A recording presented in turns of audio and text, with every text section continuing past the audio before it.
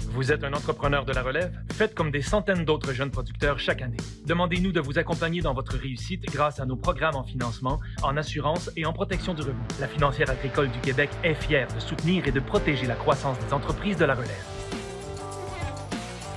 La Fédération régionale de l'Union des producteurs agricoles de la capitale nationale Côte-Nord est heureuse de s'associer à cette émission, car nous sommes tous ensemble pour nourrir et faire grandir le Québec. Bonjour et bienvenue à La Voix agricole. Cette semaine, nous parlons de recherche et développement.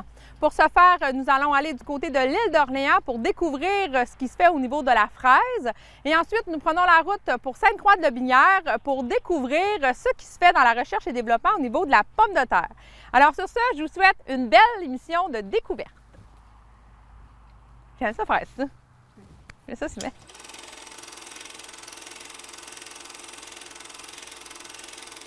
Rolling!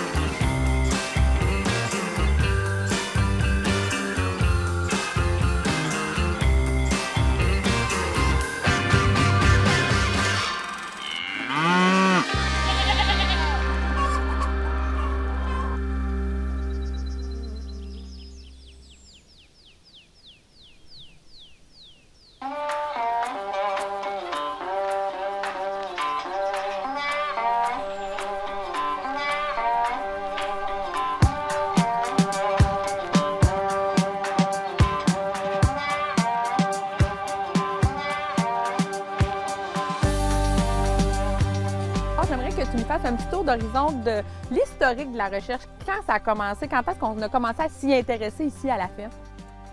Ça a commencé environ en 2009-2010, quand Daniel et Guy ont été approchés par Dr Jacques Caron de l'Université Laval pour une chaire en irrigation. Fait que là, au début, ils ont pensé tout ça. Il n'y avait pas personne encore d'engagé pour la recherche, puis il y avait des investissements quand même importants à faire. Mais finalement, ils ont accepté, puis ils m'ont engagé 6 mois par année. Ils pensaient que j'aurais pas de travail à temps plein, là, fait qu'ils m'ont engagé 6 mois par année. Moi, j'avais un autre travail pour l'Université Laval, justement, 6 mois par année, pour les aider là, dans les travaux de recherche. Moi, j'avais une maîtrise, je venais de sortir de la maîtrise à l'université. Fait que ça a commencé comme ça avec la chaire en irrigation, puis après 2 ans, bien là, j'étais déjà à temps plein. On avait d'autres interrogations, on a dit on va faire des projets de recherche. Donc, je pense 2 ans plus tard, on a engagé une autre personne à la recherche.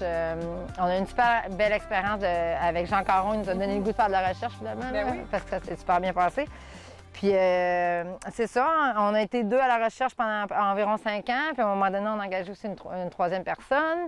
Fait qu'on est maintenant rendu 3. Donc, 2 chargés de projet. Moi, je suis responsable à la recherche. Donc, c'est ça. Puis, chaque année, on engage au moins minimum 2 stagiaires. Cette année, ils sont 4. Qui nous aident à temps plein là, dans la prise de données et les travaux de recherche. Les travailleurs ils sont en train de couper des plants filles de fraisiers pour faire de la multiplication de plants pour la pépinière. OK. Puis ça va servir à quoi? Ça va servir à faire des plants là, pour nous et pour les autres producteurs qui vont planter dans des systèmes de culture, soit hors sol, c'est un peu l'idée de ce type de plan-là, ou soit en champ. Puis à la recherche, nous, on a développé ça dans les dernières années, là, améliorer les techniques de multiplication, là, surtout dans le sens pour avoir des plants plus performants pour les producteurs canadiens, québécois, puis aussi pour avoir des plants plus sains, exempts de maladies, là.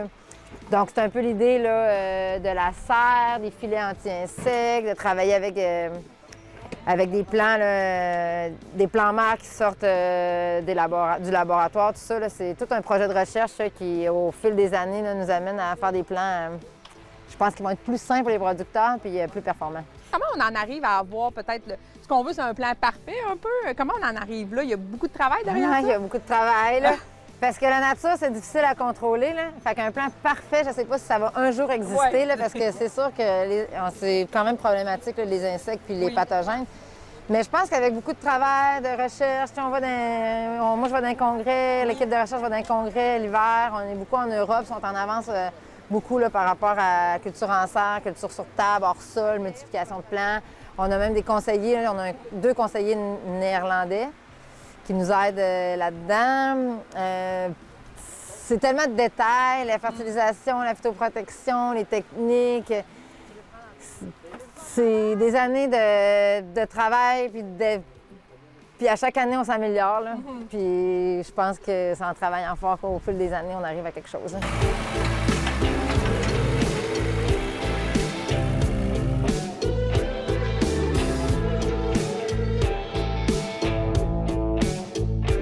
Pourquoi on décide de faire ces tests-là?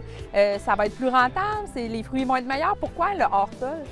Bien, le hors-sol, dans la framboise, ça a commencé un peu, c'était pour faire des variétés, là, comme exemple Tulamine, qui est une grosse et bonne framboise productive.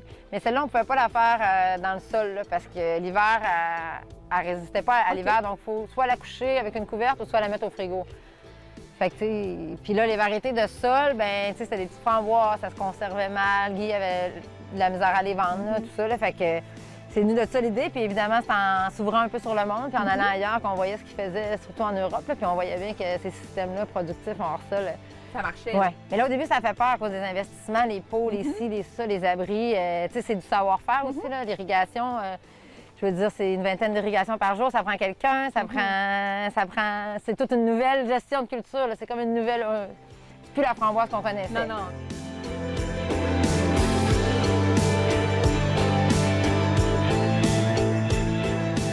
Qu'est-ce que ça prend exactement pour faire des bonnes recherches, en plus des ressources? Oui, qu'est-ce que ça prend pour faire des bonnes recherches? Bien, c'est ça, ça prend des bonnes ressources, des personnes qui ont le goût. C'est sûr, nous, on va chercher du financement.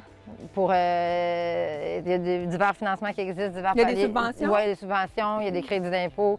Ça ne paye pas tout, mais ça l'aide, ça paye une partie de la recherche. Puis je pense que ça prend quand même aussi un peu de la volonté. Là. Tu sais, ça prend du monde qui veulent faire ça parce que si tu vas à contre-courant, je veux dire, ça prend de l'ouverture, ça prend du monde qui veut essayer, qui veut investir, puis qui pense surtout, il faut que la vision de l'entreprise, ce soit que la recherche, oui, c'est une dépense, mais c'est un investissement aussi, dans le fond. Je pense que c'est une philosophie d'entreprise. Parce que là, la ferme Onésime Pouliot fait de la recherche pour son propre besoin, évidemment, mais ça sert pour les autres aussi, là. Oui, bien, dans le fond, il y a une partie de la recherche qui est faite plus à l'interne, qu'on partage moins, mais il y a une grande partie de la recherche aussi, surtout celle qui est faite avec l'obtention de fonds gouvernementaux, là, qui est vouée au partage, là, dans le fond, là, puis même... Il y a plusieurs programmes là, qui vont obliger là, finalement un partage, puis des visites à la ferme, puis des rapports, puis des publications de fiches techniques ou des choses comme ça. Fait que je dirais qu'on est à peu près 50-50. Il y a au moins là, la moitié de la recherche là, qui est disponible, qui est partagée ou qui est même en collaboration avec d'autres, soit des instituts de recherche ou des universités. Là. Justement, le contact avec les autres producteurs, que ce soit de notre région ou en dehors, ou même au Canada. Vous avez des contacts avec ces producteurs-là aussi? Bien oui, c'est sûr que l'agriculture, c'est un petit monde. Là. Tout le monde se connaît, puis surtout quand on va dans un congrès, puis tout ça, bien là, on échange. Mais surtout, en fait, tu sais, qu'est-ce que nous autres, tu sais, vu que, comme par exemple, le hors-sol, les longues cannes, la framboise, c'est nouveau. Puis comme on est pépiniériste, on vend des plants, bien, on dit toujours aux clients qu'on offre un...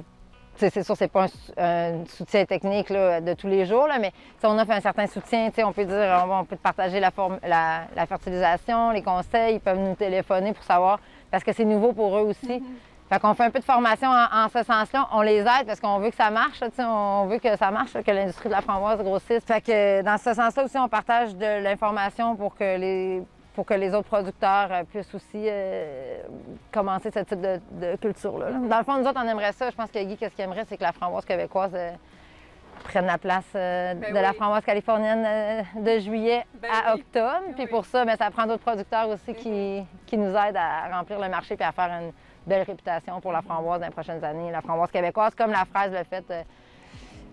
la fraise d'automne l'a fait il y a plusieurs années, là, réussir à remplir plusieurs mois là, de marché, là, puis sortir les étrangers. Là.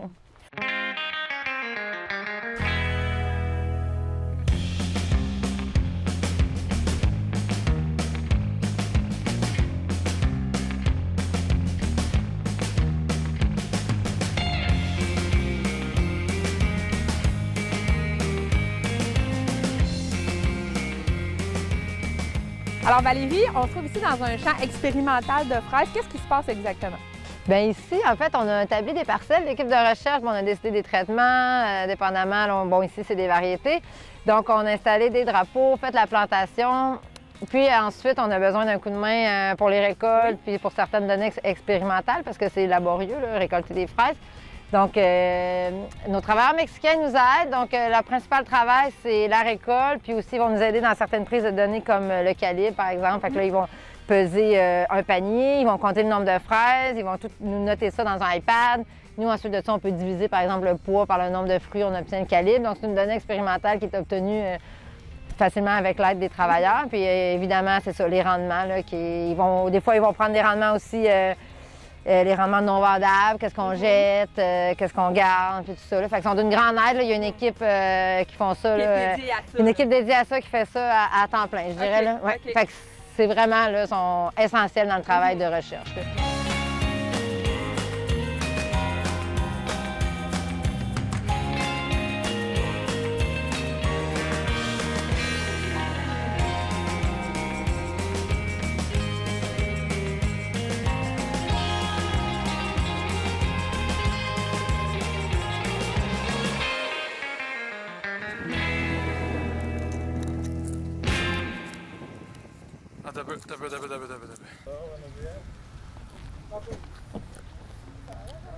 Fraîchement cueilli comme ça. Attends, je vais en prendre un autre.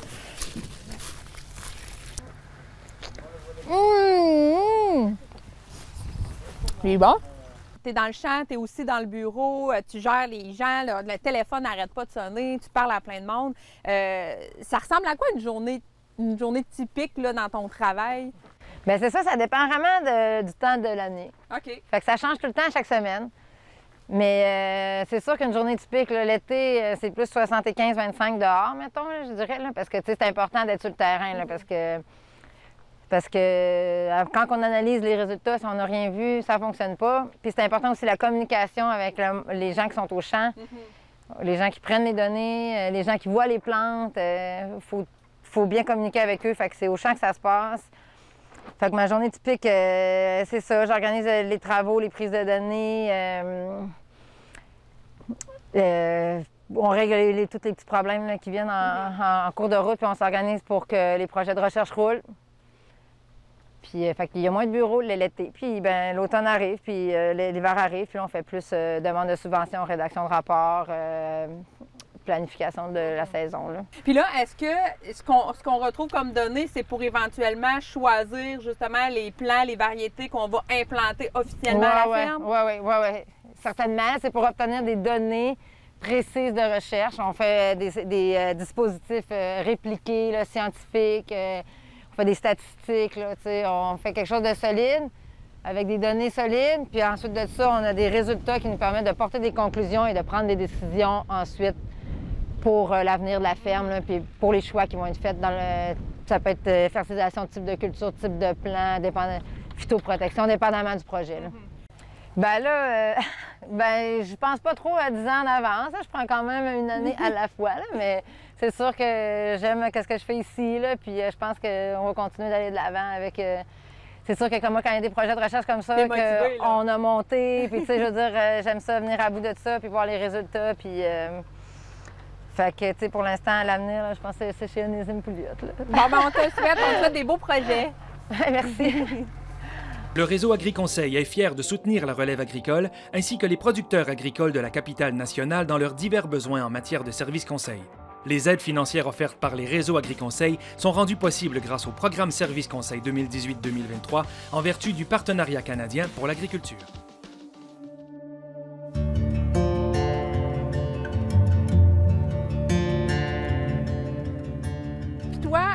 C'est quoi ton bagage justement pour être ici, pour travailler sur ce site-là? Donc en fait, moi j'ai fait mon baccalauréat en agronomie à l'Université Laval. Par la suite, j'ai transféré à la maîtrise avec le professeur Charles Goulet. Puis là, je suis en train de commencer mon doctorat en fait avec le même directeur de recherche sur la génétique de la pomme de terre. Donc c'est vraiment axé sur le développement de variétés. Puis on touche aussi un peu à tout ce qui est flaveur, arôme. Donc, on touche un peu à ça dans le laboratoire. Pourquoi avoir choisi la pomme de terre, exactement? En fait, je viens d'une famille. En fait, mon père a fondé l'entreprise sur laquelle on se trouve, Progest 2001. en 2001, comme le dit le nom, sur la recherche de pommes de terre. Fait que j'ai un peu tout le temps gravité autour de ça quand j'étais jeune, puis vraiment assez tôt dans le processus, j'ai tout de suite demandé à mon père, en fait, qu'est-ce que je dois faire pour faire comme toi, en fait. OK. Donc, c'est ça qui m'a apporté à aller vers l'agronomie, puis pour ça que je me trouve aujourd'hui dans les parcelles aujourd'hui à récolter et évaluer les pommes de terre.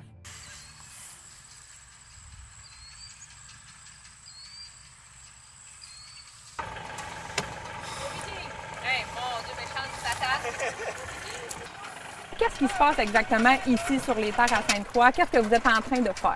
Plusieurs trucs, mais on se concentre beaucoup dernièrement sur le développement de nouvelles variétés de pommes de terre.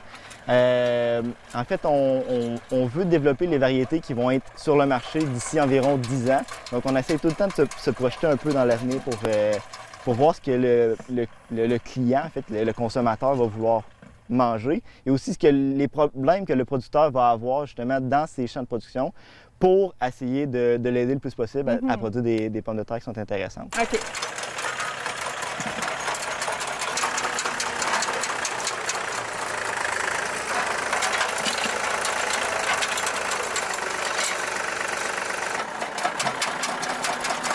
Faire des tests de différentes variétés. En fait, il y a différents projets qui sont en cours, mais il y a aussi notre programme d'amélioration génétique qui se concentre justement à développer les variétés qui vont être vendues dans les prochaines années justement en épicerie puis un peu tout ça. OK. Donc on va retrouver des variétés rouges, des jaunes, des longues, des blanches, un peu de tout. Puis c'est vraiment là on est en train de les récolter pour pouvoir les évaluer puis être capable d'en sélectionner qui vont peut-être finalement, prendre la route de la terre. Exactement. OK. Puis qu'est-ce qu'on recherche chez les pommes de terre, particulièrement là, dans les années... là, on est en 2021 aujourd'hui. Oui. Là, dans les 5-10 prochaines années, qu'est-ce qu'on recherche? Bien, c'est sûr que là, il y a tout le temps deux aspects à considérer. Il y a tout le temps l'aspect producteur qui est important, mais il y a aussi l'aspect consommateur. Donc, en ce qui concerne le producteur, dans les prochaines années, je pense qu'il va y avoir des gros efforts à faire en ce qui concerne la résistance à la sécheresse, résistance à la chaleur. On voit qu'il y a beaucoup de périodes de sécheresse justement dernièrement. On en a connu une cet été. Puis aussi, tout ce qui va être résistance à différentes maladies. Pour limiter un peu l'utilisation des fongicides qui sont quand même beaucoup utilisés en pommes de terre, donc en développant des variétés qui vont être résistantes à différents champignons, par exemple, on va être en mesure de diminuer un peu la pression puis diminuer le nombre d'applications qu'on va faire par année. Ce qui concerne un peu le consommateur, là, c'est sûr que ça dépend, mais le consommateur veut tout le temps des pommes de terre qui sont belles physiquement encore. C'est encore de quoi qui est très populaire. Il y a des grosses demandes pour de la pomme de terre rouge, une belle rouge avec une peau foncée, les yeux pas trop creux, puis ces affaires-là. OK. Sinon, il y a finalement aussi tout ce qui va être hâtif.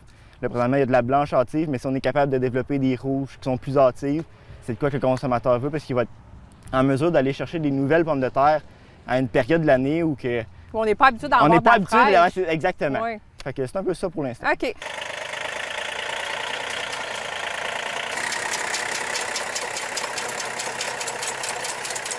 Alors, les étapes, c'est quoi exactement les étapes pour en arriver à décider, on fait une recherche là-dessus, on veut s'en aller là? C'est quoi ces étapes-là? Bien, habituellement, on va tout le temps y aller avec un peu la logique scientifique. Donc, on va commencer par des observations. Si on voit une observation, par exemple, de plus en plus, on a un problème comme là, d'actualité de sécheresse, par exemple, dans l'été. On va essayer de faire des projets justement pour aider le plus possible les producteurs là-dedans, pour leur donner les outils nécessaires afin de contrer ces problématiques-là. Donc, que ce soit des projets, par exemple, d'irrigation pour avoir une irrigation plus efficace ou, comme on le fait un peu plus ici, le développement de nouvelles variétés qui vont être résistantes justement à ces stress-là qui attaquent justement la pomme de terre de plus en plus avec les changements climatiques et tout. Là. OK.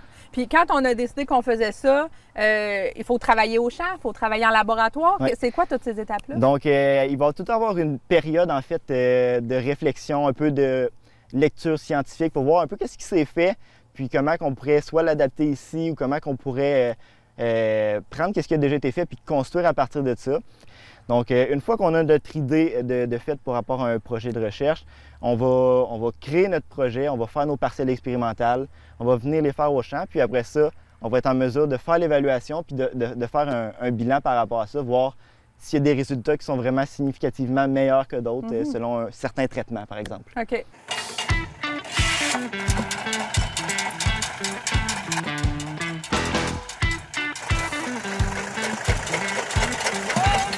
Fait que là, les pommes de terre qu'on vous récoltez aujourd'hui, là, ça fait partie, c'est une variété par rangée? C'est exact. Oui, en fait, chaque rangée est différente. OK. Puis, comme vous pouvez voir, il y a comme des patates blanches au travers des rouges. Ouais. Ça, en fait, ça nous permet de délimiter les différentes rangées. De s'assurer que toutes les pommes de terre rouges qu'on veut évaluer bien, sont dans les mêmes conditions, donc ils ont au moins un voisin chaque. OK. Donc, ça permet d'avoir une stabilité dans notre rendement. OK. C'est comme ça qu'on les évalue. Puis aussi, ça nous facilite la récolte parce qu'on sait quand arrêter puis quand commencer oui, le rang. Oui, c'est ça. Puis à chaque année, là, quand vous faites vos récoltes, il n'y a pas eu la même température, il y a bien des facteurs qui sont différents. Est-ce que ça change la donne au final? Ou... Oui, il y a vraiment des grosses différences de rendement, en fait. Cette année, vu qu'il y a eu une grosse sécheresse comme à une période critique, on voit que nos rendements sont beaucoup moins élevés. Que l'année passée. Que l'année passée. Puis, habituellement, là, des bacs comme ça, là, habituellement, on les remplit pas mal toutes, puis des fois, il va falloir faire un deuxième bac. Oh, là, OK. Donc, oui, c'est vraiment différent. OK. Puis, parfois, ça peut nous permettre justement d'identifier certains caractères comme la résistance à la sécheresse, parce qu'ils vont avoir des meilleurs rendements ou l'activité. Puisqu'au début de la saison, c'était super bien. Okay. Donc, les variétés qui sont plus hâtives ont eu le temps de faire une bonne partie de leur rendement, contrairement à des variétés qui sont plus tardives. OK. Ah, bien, c'est ça, ça peut jouer sur le nombre de pommes de terre, la quantité. OK. Est-ce que ça peut jouer sur le goût?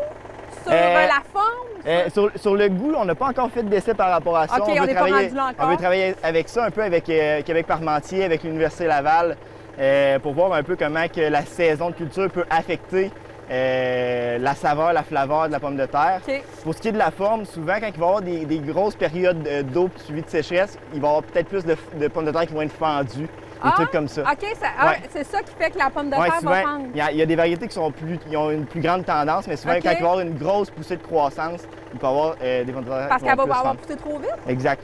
Un peu comme ça. OK. C'est bon, on continue.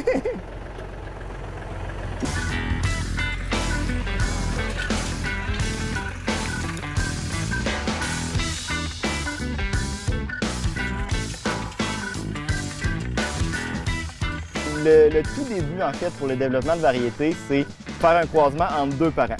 Donc, pour choisir les deux parents, justement, on va prendre deux variétés qui ont des traits complémentaires. Par exemple, il faut avoir une variété qui est résistante à la sécheresse. Alors, je vais rester avec le même thème pour parler de ça. Puis après ça, on va prendre une variété qui a des très bons traits agronomiques, donc bon rendement, une belle forme. Puis on va essayer de combiner les deux pour avoir le meilleur des deux mondes. C'est un processus qui est très dynamique, en fait. On sélectionne des variétés, on en élimine d'autres.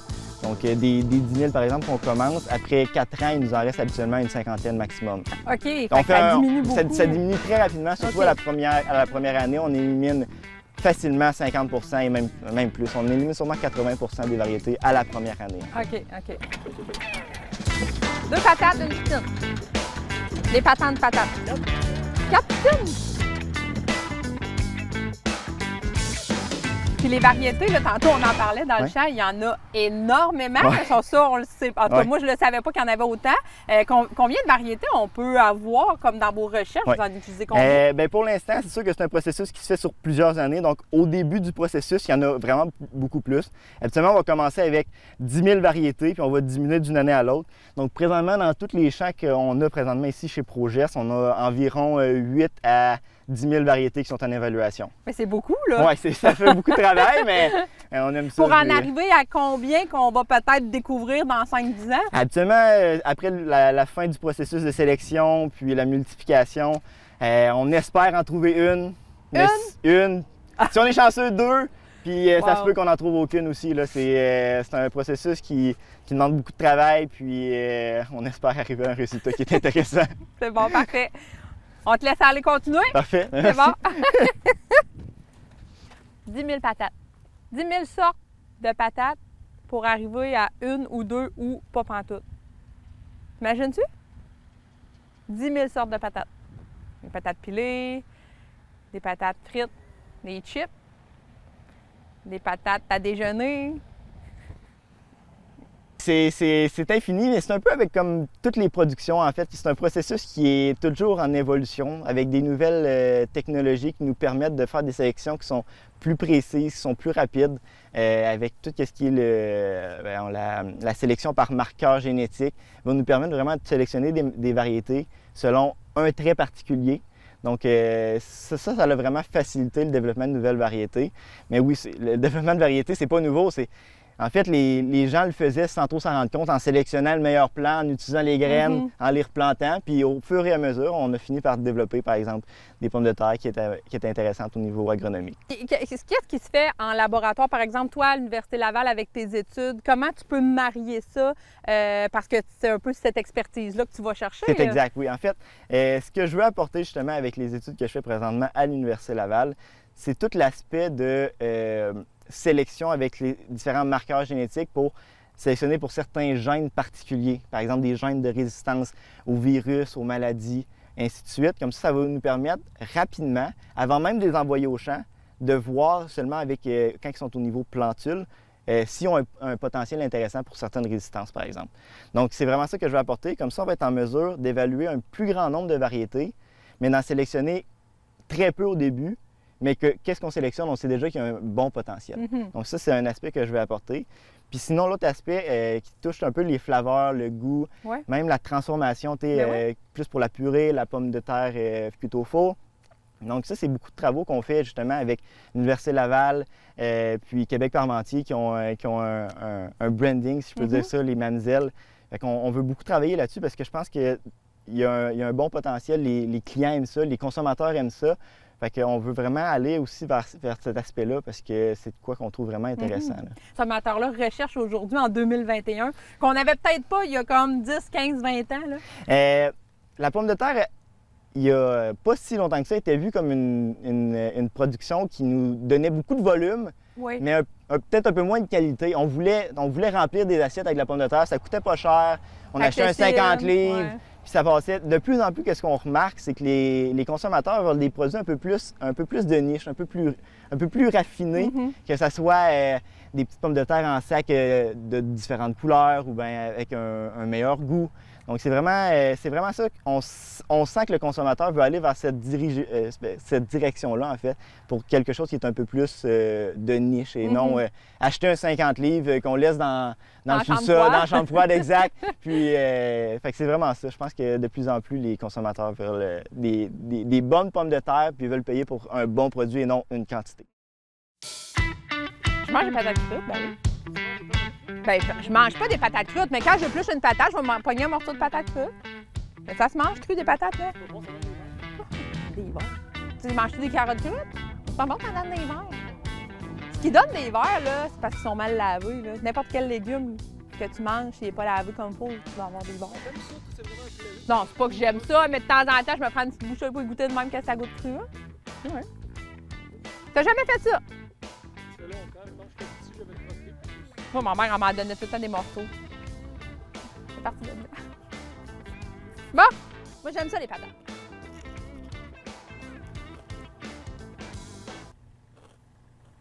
C'est bon. Des morceaux de sable. C'est meilleur cuit, là. Ben non. Pas margeux. Elle est surette. Bah. J'ai un frisson.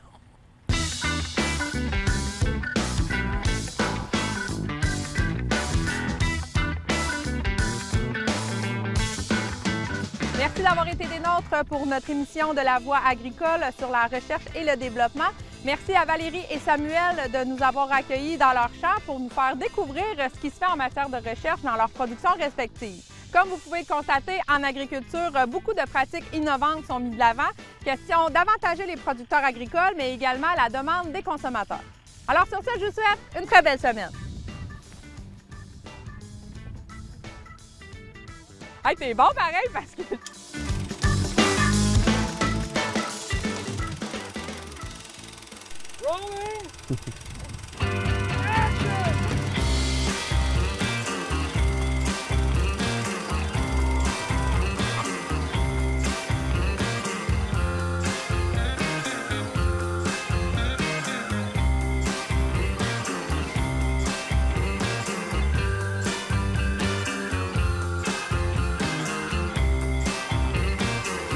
Cette production télévisuelle est rendue possible grâce à un financement obtenu de l'Entente sectorielle sur le développement des activités agricoles et agroalimentaires de la capitale nationale et de la Ville de Lévis 2020-2022, qui regroupe 13 partenaires provenant du milieu gouvernemental, municipal et agricole.